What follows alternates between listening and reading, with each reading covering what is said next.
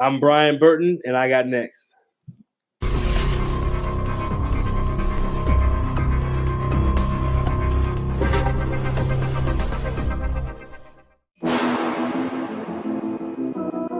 You next up and you ain't been on SportsLifeTalk. Like, what are you doing? Hey, you better hit him up. Look, you breaking next and you up next. 𝐤𝐨𝐬𝐿 go hard. Rise and star on the big scene. Make them know who you are. You don't break a sweat. Don't settle for less. They put you through that test. Your resume that flex. Who got next? Who got next? SLT, first say go. Who got next? Who got next? Living my dreams and all your goals. Who got next? Who got next? You can ask B. Jones or head coach. Who got next? Who got next? You next up, so here's my vote.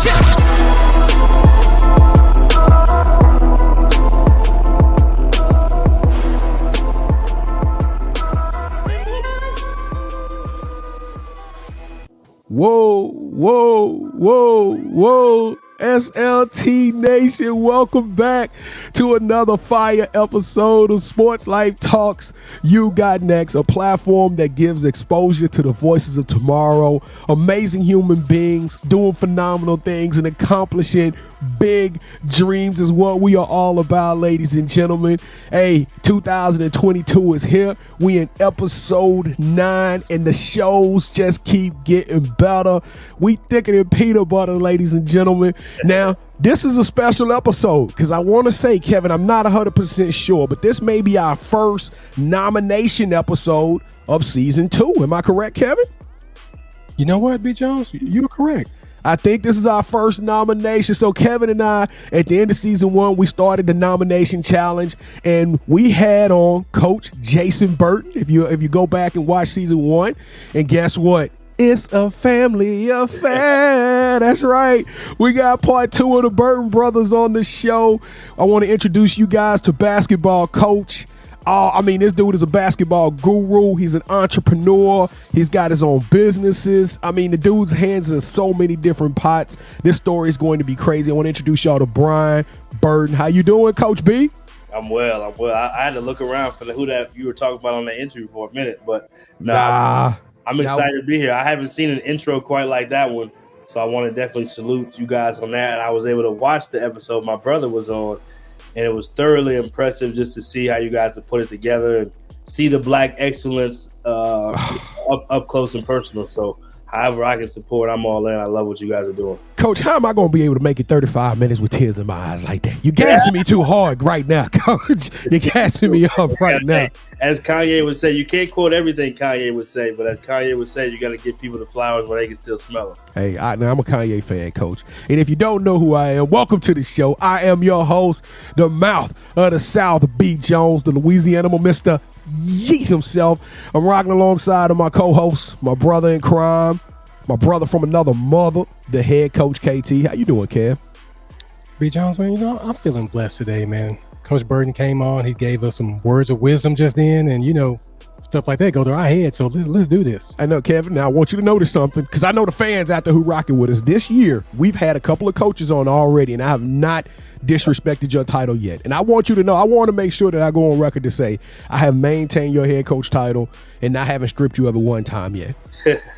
but I feel like you addressing that.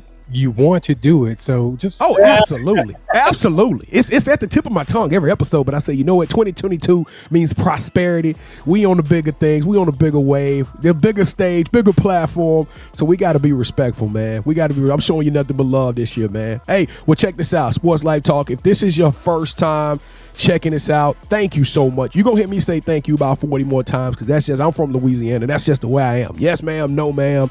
Thank you. We humble. We appreciate you checking out the channel, but we do have to ask one small little favor for you. Won't cost you a penny. We ain't doing no cash apps. We ain't got no GoFundMe. Wait, B. Jones. I know that we don't want to do that, but we got dreams too, brother. So if you want to flip us a couple of coins,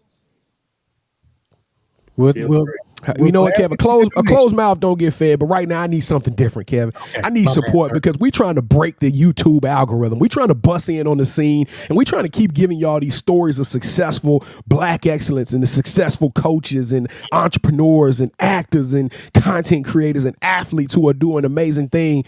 So we need your help. And we need you to smash that subscribe button on the count of 3. So Plano, our backyard, we in here. We need some love. All right, let's go. 1, 2, 3. Man, it's one of my favorite parts of the show because as y'all watching it, I'm getting emails in right now, left and right, with all these people subscribing. So we want to thank you. And guess what? You did yourself a favor. Go check out season 1. Now you got an all-access front row pass to so many amazing stories. There's some great content already out there for you. Over 100 episodes you got next. So just sit back and unwind. But guess what? Buckle up because it's about to get crazy up in this machine right now. Y'all see the smile. Y'all see the energy, the hat to the back with the hoodie. It's hoodie season. It's hoodie season. We all rocking our black hoodies. Let's go. Let's go. Coach Burton, are you ready for the Sports Life Talk initiation? Yeah, I'm ready for it. Let's get initiated. All right, let's go. All right, Coach. Initiate you into the SLT family. You got to give us your top 5 music artists. Top 5 music artists. All right, I'm going to go Jay-Z, 𝐥𝐤𝐤. I'm going to go... we talked about Kanye earlier. I'm gonna sneak in some Kanye just because of the respect factor. Just the innovative genius. So I'll give him some. Mr. West is in the building. Yeah, got to give him some shout out.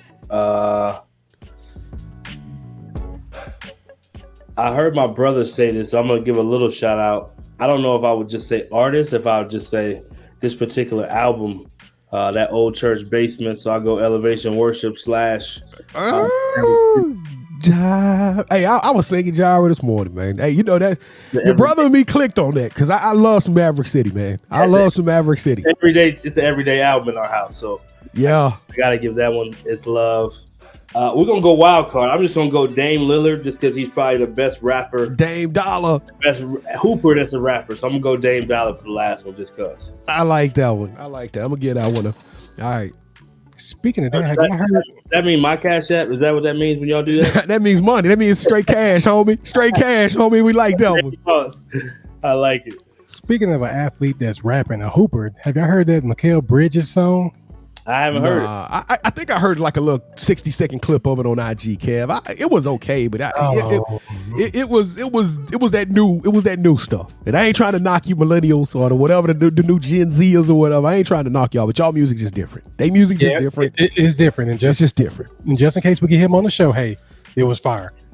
All right, Coach. So who are some of your favorite sports teams?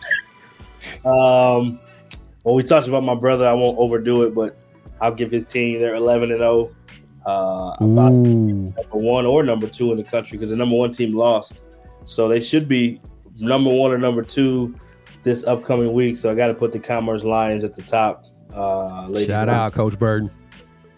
Yeah, I got to give them their due. The football thing. I mean, I grew up a Lions fan, Barry Sanders fan, grew up hating the Cowboys.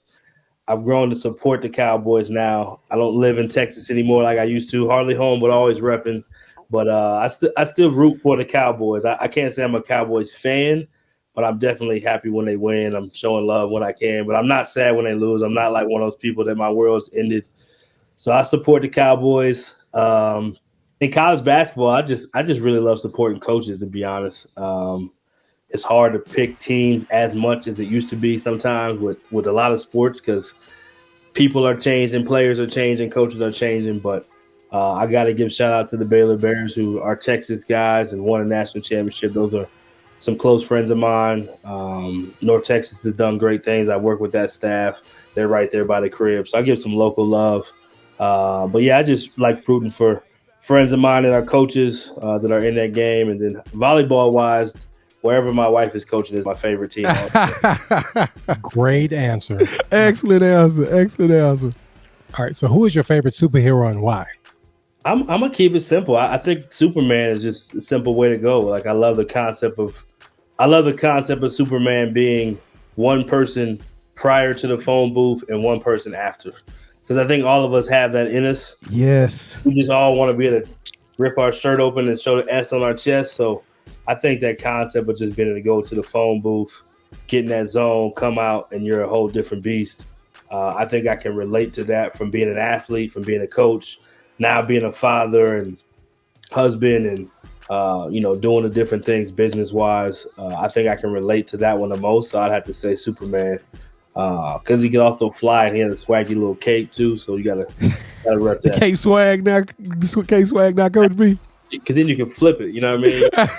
Somebody make you mad. Just it blowing the wind. You staying there in the wind, catching it and hitting right. Yeah. Just let people know, like, I'm on top of a building right now. What y'all want to do? Yeah. All right. So for our question, you're not going to be Clark Kent. You're going to be Calvin Ellis. He's the Black Superman. There we go. I like it. it. Calvin Ellis, since every good superhero. I like Calvin. Oh, yeah. So since every good superhero needs their own theme music, what would your theme song be? I think I'm just going to rock with the same theme. I mean, Mouth of the South was already singing it earlier. I think I'm just going to go with the gyra. Like, it's literally just playing in the background, the cape flapping in the wind, arms on the hips, looking around. We rocking it. He don't need no trophies, man. He's already love you more. How much more love can he give you, man? Exactly. I'm rolling like that. Simple. Plain and simple. Well, B. Jones, I think it's safe to say that we have our second Burton in the family. So go ahead and take it away. Man, we got the Bird. We part of the Bird family by now. They ought to just we coming over next year for Thanksgiving. Let's go. I do want.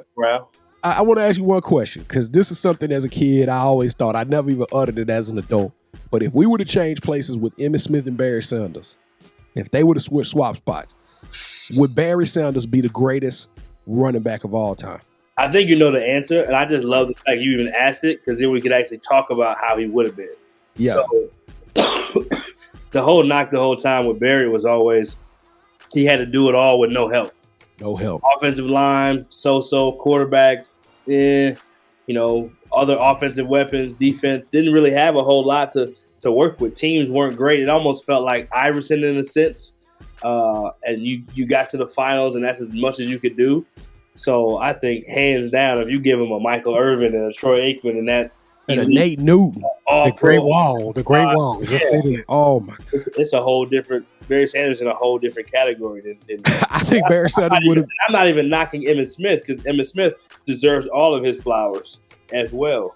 However, when you talking about putting him on that team, it's over. It's over, man.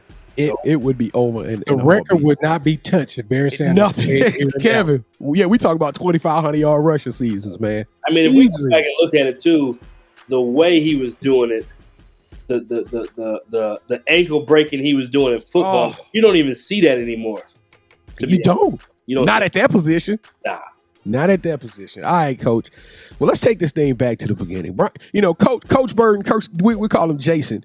Coach Jason kind of gave us a little bit of what it was like coming up in that, and he told us a little bit about you. But I didn't know. I didn't know it was this competitive, man. I don't know. It's now that I kind of got eyes on you, I'm thinking to myself, like, it was two dogs in that household, man. So what was it like growing up, you and Jason and going tit for tat and the love for sports, man? Tell us a little bit about that journey. Yeah, it's funny you asked, too, because my older brother actually just arrived to visit.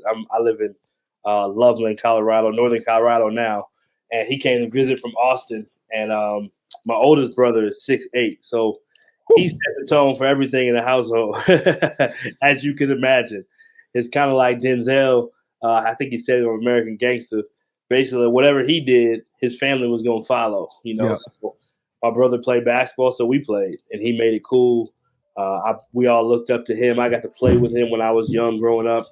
So we all had a different game. I say my older brother was probably the most versatile of all of us.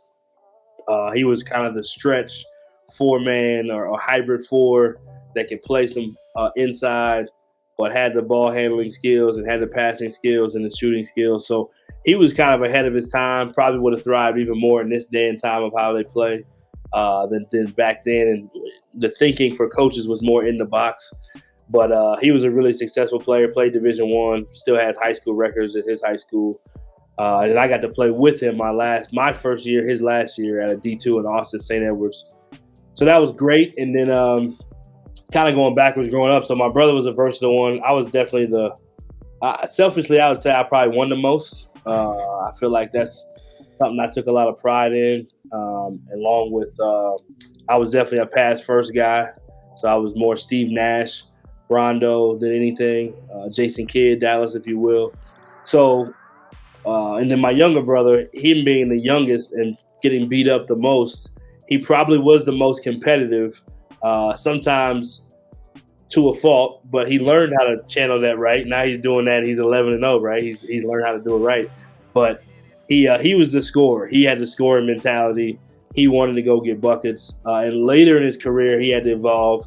He really could pass as well, but later in his career, he kind of had to play the 4. I think he said that on here. He had an injury. Yeah. So the driveway matchups were intense. We had a cousin who played as well, who was in between my brother's age and mine, my younger brother, Jason, and my age. And he played Division I basketball and football, and then played Division II in the same conference we played in. So it was intense in the driveway. Definitely got a few scars along the way that was worth it. But I say it to this day, once I decided, like, okay, we're playing one-on-one, but it's like you're playing for fun, and then bragging rights started. It's like, all right, from now on, anytime we play, like, it's for real. So the record only counts from this point on. From that day on, I never lost to Jay. We had to stop playing. It got a little too intense. But we did play against each other in college, and I got a great story on that one. He didn't actually tell us, which I'm surprised, because it makes him look good, but it also kind of comes back on him. It backfires. So we won the game. I got to say that. Our team was a little bit better. His team was still young, developing. And there's a play at the end. I think we're up like 17. There's like a minute and a half left. I see my sub over at the scorer's table. It's like, all right, I need a break. I've been in the game for probably 37 minutes or whatever. So I played way too much in college that year. And so he's guarding me at the top of the key. So he's guarding me, and everybody kind of, not everybody, some people stand up in the stands. They kind of get excited. They know it's the brothers. And so I'm, the excuse in me is probably like, man, I was tired. But, yeah, I wanted to make my crossover. He got you. Plucked it, right? So this is the exciting part. So he literally, and I'm at half court. Like, I'm not even close to the three-point line. So there's no one even close to being able to chase him down except me. And I'm kind of jogging after him, kind of laughing like, he got me. Let me go ahead and get this. This dude's going so fast. It was like a fifth grader, like, hits a backboard and it just bounced almost all the way to half court because he had so much spin on it, so much excitement. So, he always had a way of knowing how to take Big Brother with that particular move. I should have went to a different one, but he did a good job on that one, but he missed the layup. So but he left that out, blowing that layup. He left that one out. Coach, you're wrong for that, Jason. You're wrong for that. Yeah. Hey, so let me ask you this question though. I know you like, and y'all proud of the battles that y'all had up against each other, but I'm trying to imagine when the Burton boys and that cousin pull up at the rec. When y'all pulled up at the park, man, with a 6'8" a 6'8" son and the cousin was taller, you and your brother with that type of tenacity, man. How much blues did y'all get at the park, man, when y'all was on the blacktop? Yeah, we had some fun there. We had some fun. And it was cool, too, because when we finished playing, all of us played in the men's league in Dallas. And, everybody's growing at that point. So it's not one of those things you're growing up and you can't say, well, we got to play at this park because they run that part. It wasn't one of those things. And we actually won the championship. So that was a cool moment to be able to do it all together. Yeah. Compete. It was a lot of fun growing up that way, too, at the park. Sometimes it would get competitive, though, because if we weren't on the same team, mainly from my younger brother. My older brother was kind of in his own class. He's tall. Yeah. It's like, the competitive juices are different for whatever reason. And we didn't play as much with him. And Jason probably came in later being the youngest. So he was always trying to get into the game. Let me get in. So you kind of let the young fella get in. He'll have some early success. But then you had to knock him down a little bit. Like, wait a minute now. You're not all the way up there yet. You got to earn your way. So it was a lot of fun being able to grow up and have a household full of trash talk and full of, scorekeeping and full of, hey, let's just take it outside. That's how you feel. Ooh. All right, man, we're going to fast forward. We know you did your thing. We know you played high school and college and made some great decisions and stuff like that. But, man, we got to talk about what's on your plate right now, man. And before we talk about what's on your plate right now, 15 years of coaching experience. I went through your bio. Like, you touched a lot of amazing places. And one thing that I put down in my notes was turnaround guru. Yeah. Like, I think every coach has to kind of have that turnaround mentality because, most times teams are looking for coaches because the previous coach, I don't want to say not good, but the message got stale, right? They had to get a new mission because they weren't winning. So most coaches go into situations and they go into losing situations, but you've been able to do that and find success everywhere you go. So is there a secret to being a turnaround guru, man? I think you learn from a lot of trial and error. Yeah, I think it was cool because my coaching career, if I had to say in a sprint answer, my playing career, I experienced winning and losing. And winning was what I was about more. And losing exposed me to things I almost wasn't even aware of that existed. You know what I mean? And then once you see that and you become aware of it, you're so used to winning, you only want to do things that resemble the winning ways. So going into the college level, I think I just brought that with me, if that makes sense. I think the point guard in me to make other people better is just natural, how God designed me to be, and see the best in others and figure out how to bring it out of them. So I think that had a lot to do with it. And then just like, just bringing that standard of whatever it takes to walk it, you have to walk it first sometimes, or you have to put in the extra. I think sometimes that work ethic was out of balance because in coaching you can just go, and it's all about the wins. That work ethic pays off for me now, and it did then too, but sometimes it can be a little unhealthy in coaching because you're just pushing for wins. But I think just that drive, that determination probably, and just knowing what winning looked like. And then I think too, just being a teacher, not being afraid to show people what it looks like, talk about what it looks like. And again, I was an assistant coach, but that formula that you talked about was so consistent at the places I was. And I was fortunate to work for some great head coaches. Definitely wasn't all about me. Fortunate to have some great players. But I think too, like recruiting winning players, it's not just about recruiting talent, and you have to know what that winning makeup looks like. So I think a combination of all those things and I actually embraced that challenge. It got to be fun to be able to say I left something better than I found it. And I think that's still kind of in the makeup and part of my design and what I'm doing now, to be honest. Man, well, let's talk about that because it's almost like you read my notes right on here. You talked about the recruiting, and me and Kevin, we disagree on this. Kevin is actually a head coach right now. He's coaching middle school basketball. He also coaches track and field. So Kevin is really a coach. So we had these philosophical battles all the way, right? Kevin is all about X's and O's. He's like, hey man, the coach can elevate his players by putting his players in the best position at the best time, and that's how we're gonna win, right? Kevin is like, we practice it, we execute it. Me, I'm Jimmy's and Joe's all day long. I'm like, hey, I want the 5 best players or the 11 best players, or whatever sport we playing. I want the best players, and I kind of feel like that's what Nick Saban does, right? So you kind of got the best of both worlds, but I also know that you ain't afraid to go and get the Jimmys and the Joes, man. You've been known and pegged as a recruiting guru, dude. So tell us a little bit about that. And I saw that you've actually recruited an NBA player, man. That's like crazy. So you found and was able to identify somebody before they even kind of blew up, man. So tell us a little bit about that recruiting side of you. Yeah, I think where do you even start? Blessed to coach some good players. I think my younger brother and Coach Brown, his staff, both do a great job of that as well. So I got to give him a shout out. That's how you're able to be 11-0. Yep. I do think there's a combination of get my charger real quick. There's a combination of both. So you're both right, is what I would say. Because if you don't have the Jimmys and the Joes, it's hard to compete like you want to. We see what the Mavericks look like when they have pieces around Luka and pieces around Dirk, and when they don't. Right, two different results. However, I do think there's a lot that goes into not even just the X and O's, but the culture of a team and the culture that you create with your team. So I think that's as important as any. But yeah, the recruiting thing was fun. Again, one of those things you got to put so much time in. It's relationship building. It's seeing the best in others. It's also these rankings say this, and what do my eyes say versus what the rankings say.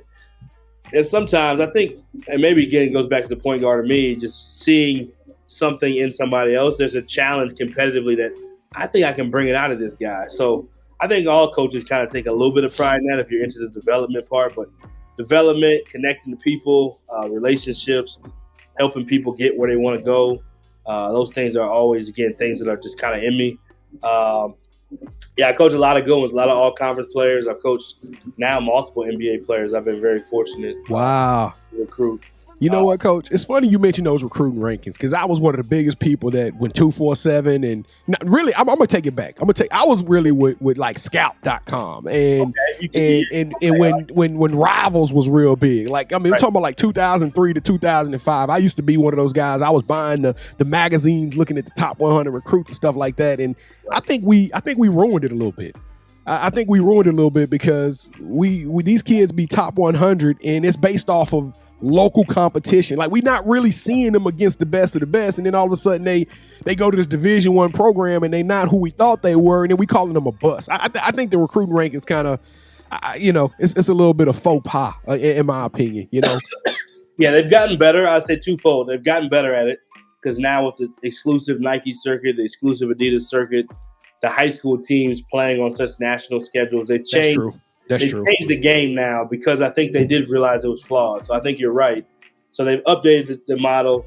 I do think the idea of a bust is crazy. Even hearing shout out to Kwame Brown, you got to give him his love. Whether you like him, didn't like him as a player, I just respect what the man's doing now for his own narrative. He may be going a little bit too far in some aspects, but essentially, like, the dude was a multimillionaire. He went to the NBA. That's what I said too. Like, how is that a bust? How is that not success? Like, how is he's still doing positive things with his fans? You know what I mean? So we sometimes, and I go back to LeVar Ball even, like, people were acting like LeVar Ball was beside himself, and this guy's out of control. And, well, wait a minute now. He got the number 2 pick, and I think the number 3 pick in the rookie of the year, and you got 2 starting NBA point guards that are I mean, as good as anybody in their age bracket in the league at those positions and winning players. So, yeah, I think some of that stuff gets a little bit sideways. For me, I was never at the place until later in my career where you could get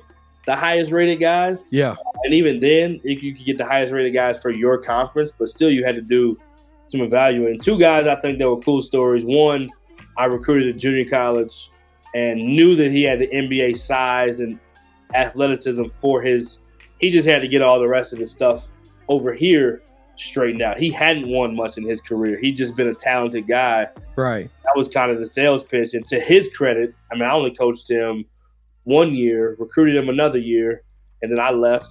The team he was on was number 1 in the country, but he played, Jonathan Simmons is his name. He played for the Houston Cougars, left early, didn't get drafted, kind of went the G League route, got picked up by the Spurs, had a great little window of a career. I wish he would have stayed with the Spurs because I think he'd still be playing in the NBA, but ended up signing a big deal to go to Orlando. And then there's another young man just off the top that was more recent. His story is cool. He went to UTEP. I signed him when I was there. He sat out a year. He transferred from a smaller school, turned down big schools to come to our school, bigger schools. Wow. Come to UTEP, turned down Maryland. He's from Maryland. He turned down Maryland to come to UTEP. Had some other Big 12 and Power 5. So his story is great because he didn't actually play the next year. I wasn't there anymore. I left. And for whatever reason, him and the coach could never get in sync. They had a talented team, but unfortunately didn't have a great winning season. But he played and averaged like 4 points a game. So then he transfers his last year as a grad transfer to Coppin State, HBCU. He ends up being Offensive Player of the Year and Defensive Player of the Year. They win a co-championship, and the dude is for the Detroit Pistons now. So incredible story of like that resilience. And again, he had something in him that even when he wasn't playing, just trying to stay in his head, like this is preparing you for something bigger. And to his credit, he applied it. So yeah, that's the cool part about college coaching. You get some of those stories. You get to transform some lives and be a part of sticking with somebody when they feel like nobody else is there. And, so that stuff is really cool. And I do. That's the part you always love. Coach, I held you too long. I know Kevin over there itching to get his questions in. Hey, real quick. Let's talk a little bit about the present right now. So I know you're still doing some coaching stuff. You kind of told me backstage some stuff that you're doing. But the biggest thing is that I saw you got the All Access Network. You started doing your own thing, man. So tell us a little bit about the All Access Network. I did. Similar to you guys, just having a passion for giving more of a voice to there's so many people in college basketball and college athletics. And It started in college basketball because that's the space I'm in, or I was in. And coming up the ranks, you just knew. So the pandemic happened. I started doing a bunch of Zooms to help black coaches, just being transparent, show that they could do more than just recruit. So come on here on the Zoom, show you can X and O. We'll interview you too. And it just kind of grew and took a life of its own. And then I took that year and said, I'm not going back to college basketball this year. I'm not going to try to get a job. I'm just going to see what God has. And I started thinking about the media people that I was connected to when I was in coaching. And there was a couple young guys up and coming, probably 2 or 3 or 4 particularly, that were all in different spaces. And God just gave me this vision to just say, you know what, see if you can collaborate and co-host like you guys are doing on some things and shine some light on these other areas of college basketball. So we actually have we had a high school show season 1 that was a big hit based on Texas players and a scout there, a young brother named 𝐤𝐤𝐤𝐿, who I do that show with. And then did a junior college show because junior college kind of has this. Now this was before Last Chance U got to be big for basketball, but it was just junior college has this stigma, right? So it's like, wait a minute, we got so many coaches, players, stories we can tell. So we did that one. And then the other 2 were just based on current college basketball at the time. So it's grown. I think we have over 10 different type of shows now that we had. I think we had 11 million views year 1, season 1, which is crazy to think, which was a blessing. We were. I think we had over 100 guests. Yeah, I don't even remember all the numbers. I should have them all memorized. 11 million, I remember. I think we had 200 shows year 1, which was a lot of shows. We had over at least over 100 guests. I need to figure that out. I need to get back to numbers to get you exactly. But it was a lot of fun. It's been great just to be able to shine a light to assistant coaches that have now become head coaches, up and comers. We have a college basketball spotlight where we can do women's basketball now and spotlight those coaches. We do the junior college thing. We have the high school thing. It's just been a blessing, to be honest. It's been cool to just have a voice and help other people have a voice to help their narratives and help give them their 15 minutes of fame. Because I think assistant coaches kind of get forgotten.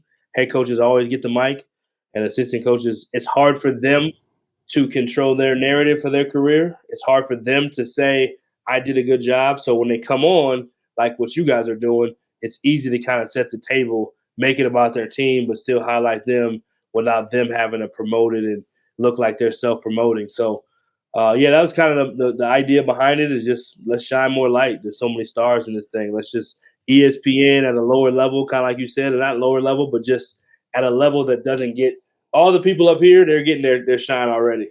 Let's get some of the people in here more shine and down here and lift them up. So that's kind of the concept, similar to what you guys are doing. Not quite to the same level of greatness. Y'all got some other y'all on another level. Dude, I wish we could trade places with 11 million views, man. God, y'all racking. It's coming. Hey, thank you, man. All right, Coach, you mentioned Last Chance U and basketball. I'm still mad at Joe. So I'm just letting you know, Joe. Man, let Joe pass, Kev. Man, I'm trying. I'm going to do better in 2022. All right, Coach, so how do you balance family and your career?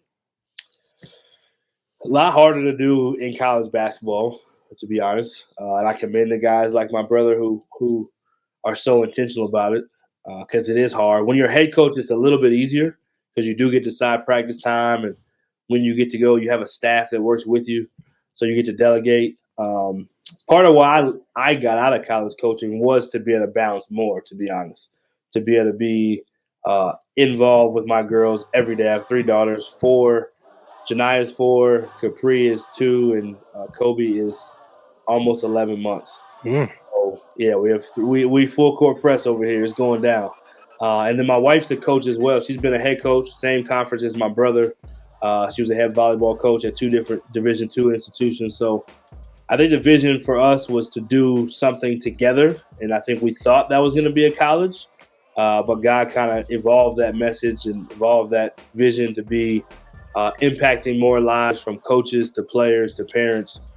She's still actively coaching. She's as a high school gig, but she also owns a club and She also does some recruiting services. She also does camps, clinics, the whole nine. She does workshops, consulting. So she's kind of covering it all on the volleyball side, and then kind of same thing for me on the basketball side. So the balance has been cool now because we get to bring them on trips with us more intentionally. We get to be a part of the beginning and end of their day, and even at the middle, they're at school, we're doing our thing. But there's just been a lot more of being able to include them in it because of the way our lifestyle is than before, where you kind of have to pick and choose just because of the nature of the business. So that's what I would say. Just really making a point. It's probably just the biggest thing for me is me as a father is more important than anything else. And I know that's not listed on there, and not that you're supposed to know that, but that role as a husband first, father second is the most important to me because that's what's going to really matter at the end of the day. Coach, we saw that. Okay. No, we saw that, Coach, but, some people are real private about their families. You know what I mean? Some people are like, I don't want them to be in this type of spotlight. I want to be able to go home to that, and that's my best kept secret. I saw it on your profile. I saw you had a beautiful family. I just, we got to stay in our place a little bit, Coach. We can folk, but we know when we come over there for Thanksgiving, that don't come on now. You know what I mean? No doubt. And so for me, at the end, I love what you guys do, by the way, so I'm not taking anything from that. But at the end, for me, I hope that excelled as a husband and a father is at the top, and then man of God is also. Those three things are at the top for me. Everything else is like, oh, that's what he did it through. That was the other stuff he did, All right, so Coach, tell us a little bit about your wife. How did y'all meet? How did you get to this point in your life where you're basically Kobe? I mean, except I think he had 4, but you got 3. So your girl dad. Tell us a little bit more about your wife. Yeah, I appreciate that. So Kobe Bryant's her favorite player, so she'd be glad you referenced him. Our youngest daughter, Kobe Grace, is named after Kobe, Kobi. We decided in advance, either if it's a boy, it's Kobe, and if it's a girl, it's Kobe with an I. So that's how we started. She's from California, so she grew up a Lakers fan, and she was a big-time athlete. She won. So you talk about growing up in an athletic household, like her family it trumps ours. Playing with her sister. So her older sister and her younger sister, they all played softball together. And in 1997, they won the Little League World Series. Believe it or not. The one that's on national television every year? Wow. They were on it. She was the MVP of the team. And her sisters played with her. I think her sister was pitching, and her other sister, the only ones that got runs. I think they won like 2-1. So that's kind of a little bit of background. She's going to be in the Hall of Fame in her college. She played 2 sports in Division I at Colgate, played softball and volleyball. So she grew up in an athletic household. So we actually met, cool story, at Abilene Christian when I was an assistant there. We met. She was looking for a Diet Coke machine. I happened to be in the hallway at that time. And I was like, you're not from around here. But I didn't say that. I was thinking it. Like, may I help you? You looking for something? You lost? And she was like, yeah, you guys have a vending machine. And we didn't have one in that building. I tried to walk her to another building. That building was locked. She had a game. We talked for a little bit.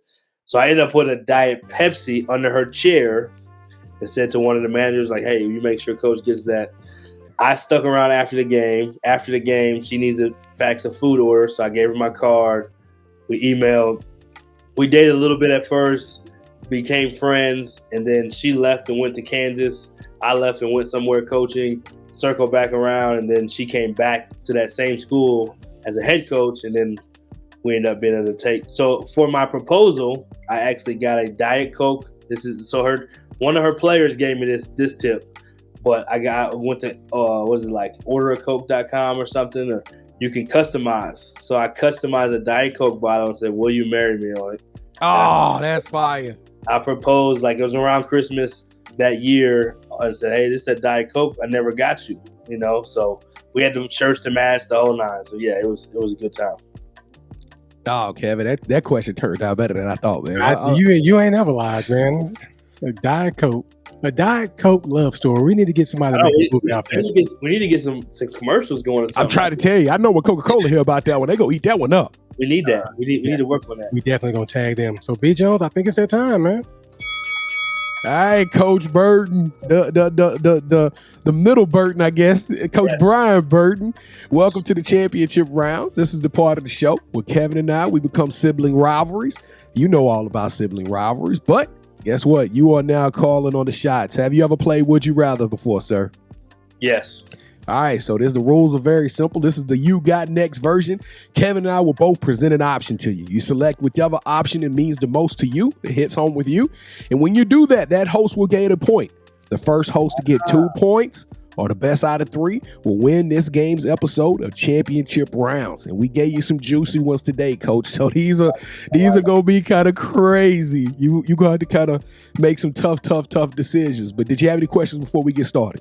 No, I'm ready. I got my hoodie. All right, so for Sports Life Talk, those of you who are keeping up with us in season 2, Kevin won season 1. I'm not even gonna tell you the numbers. It was he had over 60 wins. He won season 1. Yeah. Old hat. That's old school. Nobody talking about 2021 no more.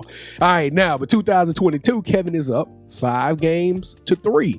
So don't call it a comeback because I've been here for years. Here we go. All right, Coach Burton. I won the last game. I got a little momentum going my way, so we're going to get this thing cracking. All right? Would you rather become a owner of your own NBA or WNBA franchise, or become a Hall of Fame broadcaster for a team of your choice? Yeah, I got to go Hall of Fame all day, every day. It's already out to a great start for me. Thank you, Coach Burton. All right, so round 2. You don't want to be an owner of an NBA team? No, he already answered the question, B. Jones. Stop trying to do that. He already answered. I can't put more blessing in your pocket to give you your own team. Anytime you can be in the Hall of Fame, yeah, I'd have to pick that over owning. I mean, yeah. I knew you was gonna have that kind of mentality. It's all good. Comeback is real. Let's go, Kev.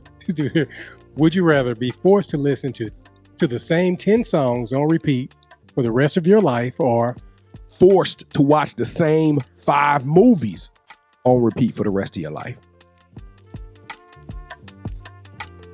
Would I rather be forced to listen to 10 songs? The same 10. Like you can pick your favorite 10 songs. Or 5 movies. Yep. But keep in mind, you get fresh music with mine. You're forced to watch the same 5 movies. But in my opinion, I watch Netflix anyway. Yeah, I would have to say I need new music, so I'm gonna have to go movies. I can watch the same 5, as long as I can pick the 5. Let's go. 1 to 1. Yeah, it's tied up. Oh, it's the drum roll. Yeah. Hey, he feeling it too. I can feel like a dragon on his breath, on the back of his neck right now. You feel that heat, Coach? He know it's coming. He know this pain train coming. Here we go. Coach, would you rather fast forward and see what the future holds for a 1-minute video, but keep in mind, you can actually change your direction of what you see in that video. So you'll know what the future holds with the ability to change it, or go back in time knowing what you know now, and you can change 3 mistakes that you made. Maybe get that Diet Coke. You'd have had it earlier, just saying. Yeah, I hate to do this to you, Coach, but I'm going to have to go with the future. I don't really like looking back in the past. I'm done. I can't. I'm ridiculous. I keep losing this dude. Yeah. One more, Kev. One more. Oh, wait. He nervous. Look, he took his hands. He was ready to storm off the set. I was out of here, man. I'm Antonio Brown today. I'm retired from this. I'm done. Coach, why the future though? Why do you want to fast forward? Because I'm with you. See, everybody, we always ask people like, would you want to meet your ancestors or see what your legacy has 5 generations? Everybody say they want to see their ancestors. And I'm like, the ancestors, I want to know what my impact was on the world. And I want to see what the future holds so I can change that. Because to me, what's coming up is more important than what didn't happen in the past. I don't know. All right, Coach. Well, the title of the show is Sports Life Talks, You Got Next. So everybody here is one, and they see the personality. They know the bloodline. We know the history. We talked about so much stuff, but tell us, what does the future hold? That's the only question we left unanswered on this thing. What does the future hold for Brian Burton and All Access Media? Yeah, I think the future just holds a lot of impact. Hopefully we can continue to impact not only through All Access. We just started doing a scouting service where we're helping young men and young women in colleges kind of connect the dots. So we got All Access Recruit Scoop. So that's part of the future. I think that will continue to grow. as something that we do and start shining more light on players as well and not just coaches, and kind of connecting those dots. So we're excited about that and empowering players more and giving more guys, because there's hype in that thing too. There's politics in that thing too. So we want to try to do our best to help in that space. More people shine. Excited about the broadcasting part of things. I think that's a lot of fun. Been able to shine light in college basketball. I got my first in 2022, my first Mountain West level games. So I'm excited about kind of getting that opportunity that just completely came out of God's doing. And then just giving back, even at the youth level. I think we're going to start doing more programs and more connecting at the youth sports level, just to help parents, kids navigate. This thing is bigger than just wins and losses, and doing more things in the mental space too, of just helping empower young people to know that they can, know how they can, know the right from wrong, know the do's and don'ts. And then we did have our first ever event. We had a college basketball event this last year. So just look forward to building on some more event spaces like that. We have 4 Division I's playing in Charleston, South Carolina. It was awesome. Rising Coaches actually bought the name of it, so it's the Rising Coaches Classic.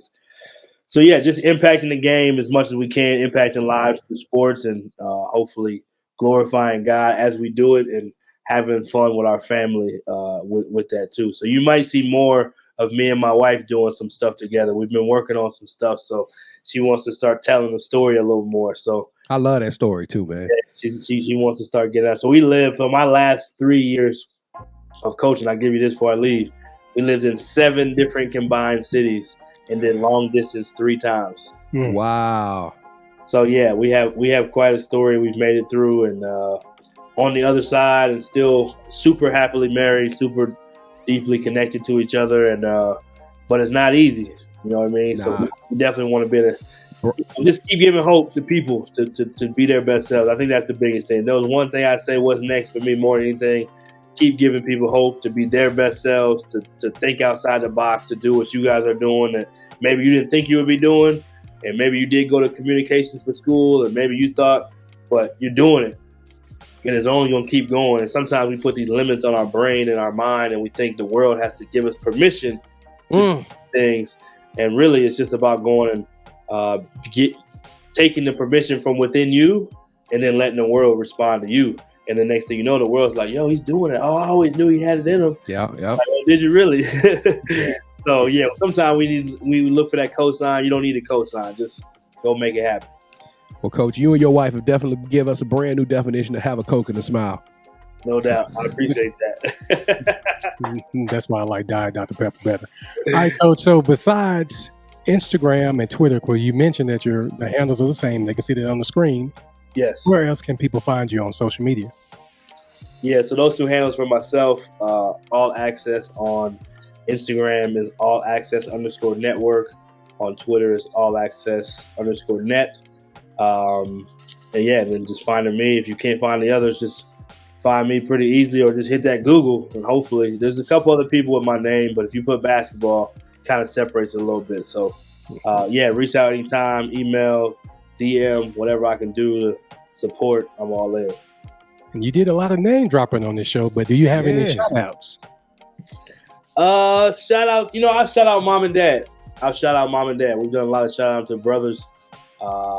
Now that I'm in that role as a dad, I see how important everything that they did was. And some of the stuff that you thought was so frustrating when you were coming up, you find yourself doing some of the same things because now you know the purpose behind it. Yep. So shout out to mom and dad. They believed in us. They've loved us. They continue to support us all the way through. And just to have a Black mother and Black father that's involved and loving us the way that they have, they've created something that, we hope to continue to pay forward and shine that light. So mom and dad get the shout out for me at the end. So Brian, you know all about being nominated for our show. So this is part of the show where we give you your turn. Who should B. Jones and I get to be on our platform next and share their stories? So with that said, Brian, who are you calling out? Yeah, I'm calling out. I got to keep it in the family. don't know which direction I'm gonna go yet. My wife would probably want to put me in a headlock if I called her out, but she actually hasn't been a guest on a podcast, or I don't think she's been a guest on a podcast at all. She's been interviewed when she was a head coach. So I probably would have to call her out to let her kind of get her, her podcast game on. So I wanted to go older brother. I could also call him out. He's definitely built for the camera way more than me and my younger brother. So either one of those, you couldn't go wrong. So I'll call out Darian Burton and Natalie Burton and say, keep it going. Well, Burton, part 2, part 3, part 4, y'all are on the clock. Brian, man, I didn't even touch on the ESPN thing. You kind of glazed over it, but hey, much success with the Mountain West game. I didn't know that was happening for you this year, so that's huge, man. We know we saw the introduction to the ESPN network and kind of being a color analyst, so that's awesome, man. Look, dog, you super dope. Hey, you the full package. We appreciate all the things that you said about us, the encouraging. If I had to say anything, man, you are a beacon of hope. You are truly a vessel of the man of God, so we appreciate you. Coach Brian Burton, you got next. And SLT Nation, we have done it again. I know you rocked with us for 50, 55 minutes, and we appreciate it, man. It means a lot to us. This show and what we're doing, these messages of inspiration and encouragement and motivation and just finding hope when there is no hope, it's for people, and we need to share these types of messages. So we want to invite you one more time to join our tribe, join our family, smash that subscribe button, smash that bell notification, and send this to a friend. As a matter of fact, during the month of January, Kevin and I, we are giving away 2 $100 gift cards.